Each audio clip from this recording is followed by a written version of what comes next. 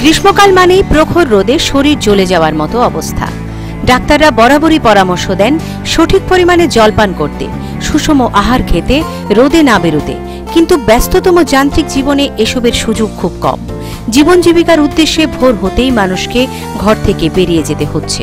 সারাদিনে কাজকর্মের মাঝেও নিজের শারীরিক চাহিদার দিকে নজর দিতেই হয়।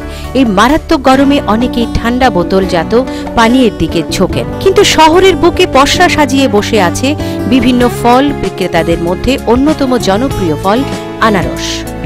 শহরের বুকে প্যারাডাইস চৌমুহনী, কামান চৌমুহনীতে সারি সারি আনারস পাওয়া যাচ্ছে। আমাদের সংবাদ প্রতিনিধির সাথে কথা বলতে গিয়ে জনৈক আনারস বিক্রেতা জানান, রাবার বাগান করার প্রতি মানুষের ঝোঁক থাকায় এবছর আনারসের চাষ কম। ফলে একজোড়া আনারস বিক্রি হচ্ছে 40 টাকায়। কিন্তু সাধারণ মানুষের মধ্যে চাহিদা রয়েছে। আনারস তো এখন বিক্রি হচ্ছে জোড়া 40 টাকা, 80 টাকা আলি।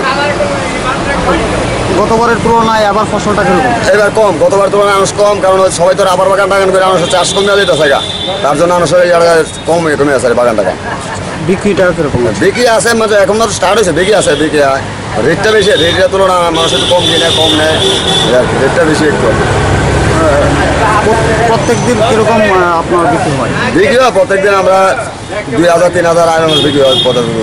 কবে থেকে বসছেন এখানে? বসে এখানে আজকে 15 দিন।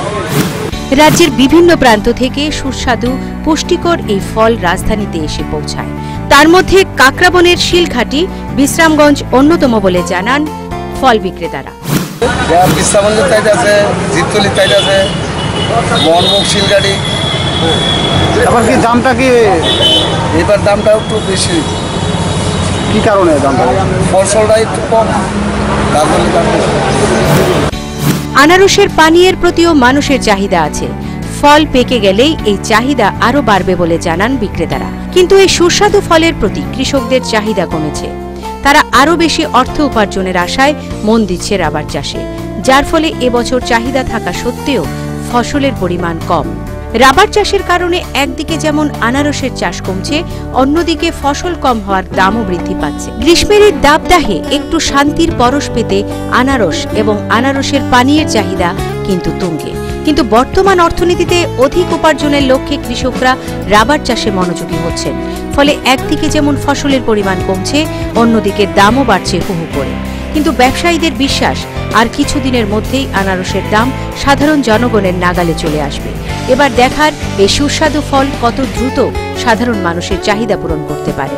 Bureau report, news vanguard.